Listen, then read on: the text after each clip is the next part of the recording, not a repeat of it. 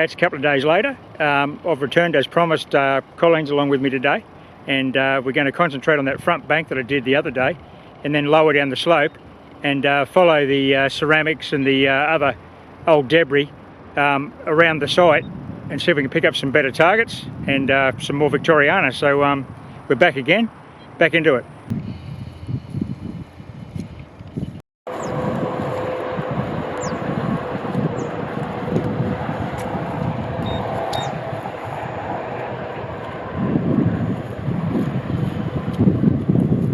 Okay, I've just dug a signal here. It was coming up as 57. It's a strong signal.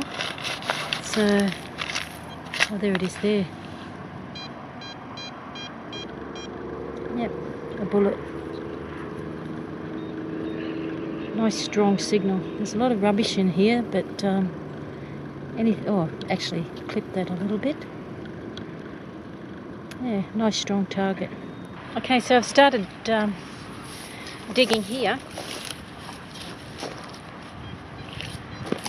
The signal wasn't the best at the start, but it's now coming up at 77, 78, and it looks like this might be it.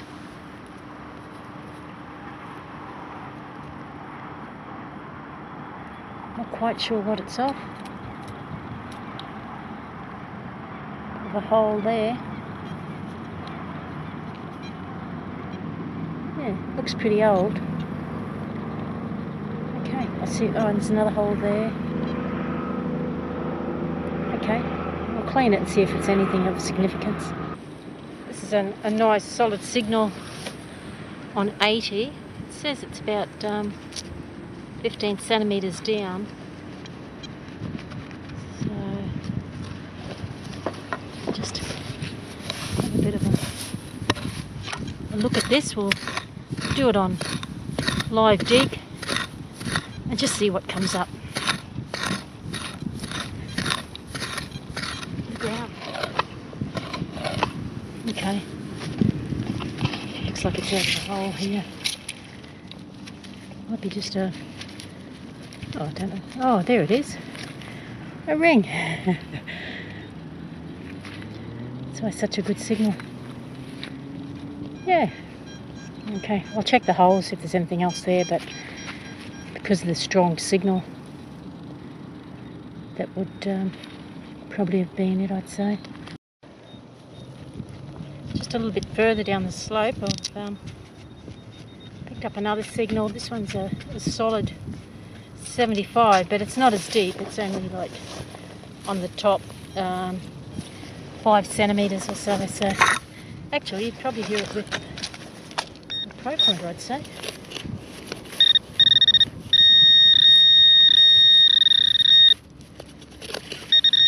Oh yeah, it sounds like it's over here.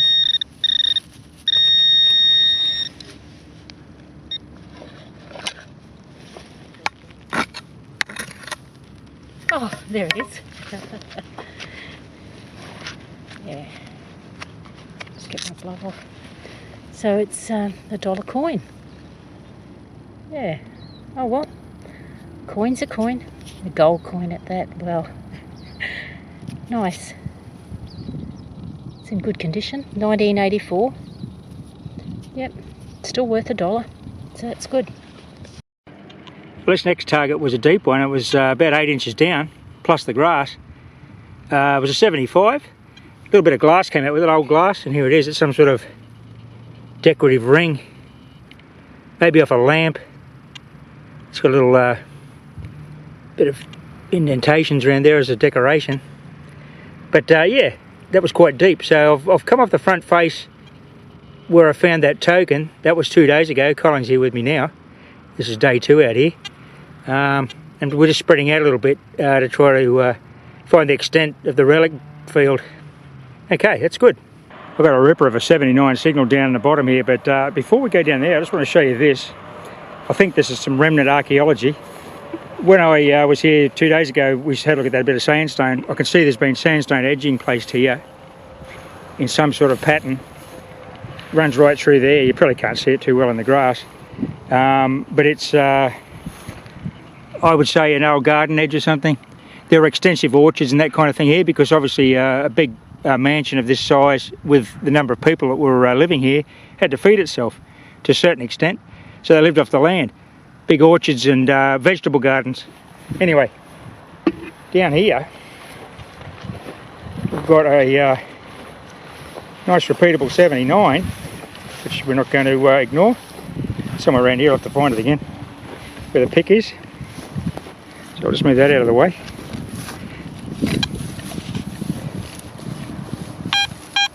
Oh, okay, it's right here at the end of the pick. Move that pick out of the way. Now, let's have a look at that target ID. That's pretty solid, high 70s. I'm not right on it yet, but I haven't touched anything, as you can see. All the long grass is still there. We'll go live. It's a pretty, as you could hear from the audio, which was very loud, it's quite shallow. And you see this here, this is all the original topsoil. Further up the hill is quite a bit of fill. It's been imported some time back, I don't know when, but not here. This is natural ground, which I like to hunt because there's lots of old ceramic and broken glass in here too, just lying on the surface. So clearly that's not been disturbed since when it was deposited way back in the 1800s. Okay, let's go a bit steady here. I don't know what I'm. Is it really black topsoil? See, that is really the original layer. Oh, okay, here we go. It's a large brass object. It's not anything significant. The signal was a little bit too loud to be a coin, wasn't it? Anyway, that's a really solid piece of brass. Broken off an old pot or something, maybe. Not far from that garden edge. There we go. My next target in this lower area is a 303 hole. I'd suggest it's going to be World War II. I'll see if I can get a head stamp, but it's pretty dirty out here in the field to determine that. But anyway, this sort of reinforces that theory I had about maybe the army used the old homestead during World War II, because the family was all gone by the early 1900s. But I guess the old house passed through a few hands before it was demolished, and maybe the Department of Defence was one of those hands, I don't know.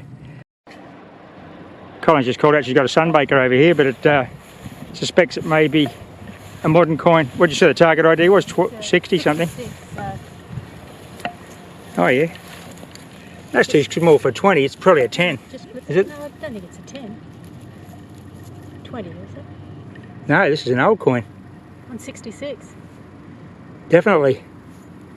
That's an old coin. Oh, cool. And it's heavily worn.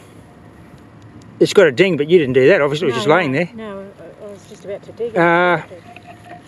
Wow. That's a bonus. Yeah. I can't... Must oh, look at halfpenny, that. I can see something on there. Hey, maybe it's another token. It might be a halfpenny token. Oh. I'm getting all excited here. Right, I'll give it a clean and we'll be back shortly with some idea on this awesome coin. Well, some bakers don't come any better than that. This is Colleen's coin. What was the target ID? 66? 66, very 66. So we're aware of the fact that these English minted coins have a lower target ID than the Australian equivalents because different alloy. But there it is. It's a Britannia halfpenny, 1876. Fancy finding an 1876 sunbaker. That's awesome. I've been picking up rifle rounds and Colin just walked up to this coin laying on top of the ground. You can see Britannia there. And on this side will be a young head Victoria, but we haven't cleaned that properly yet. It's got some ancient injury there, not inflicted by us. But there we go, 1876, Britannia halfpenny.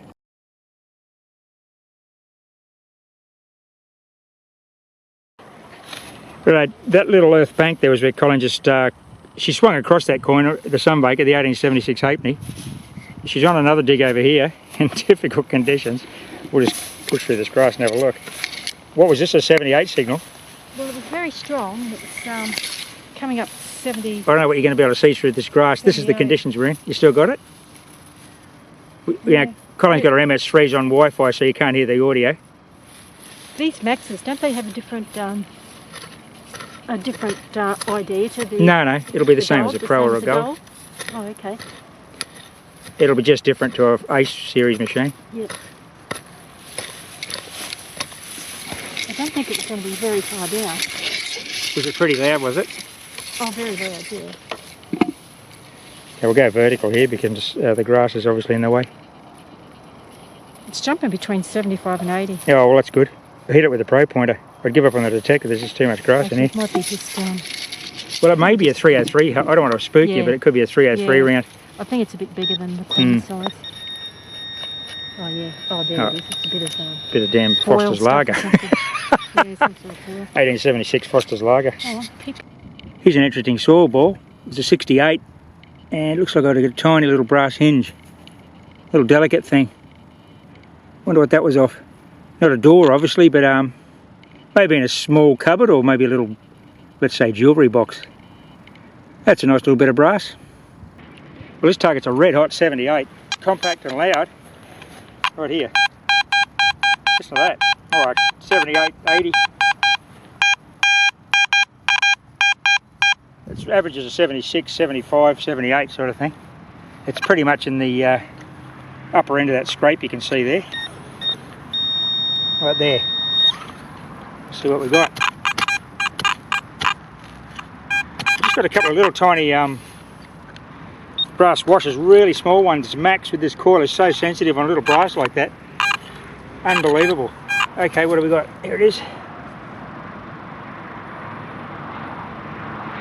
It's part. I think it's part of an old window latch. I think. It's an old latch of some description, definitely off the old house. We'll get it up closer. Well, there it is there.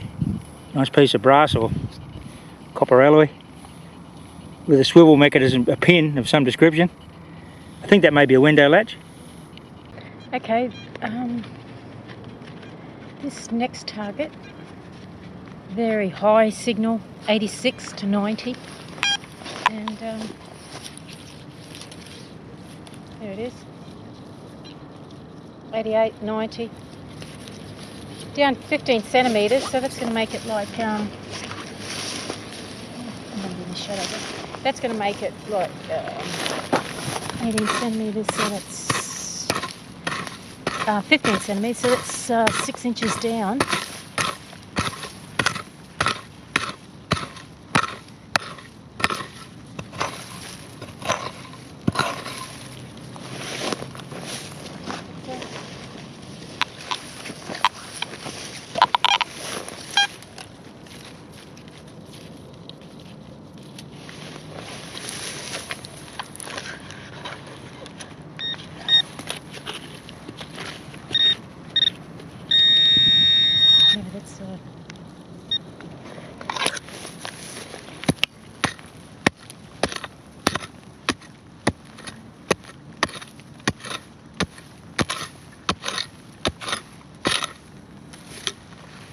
Something round there.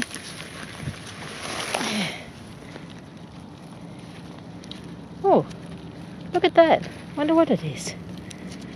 Oh, okay. Let's take my glove off so I can get a better look.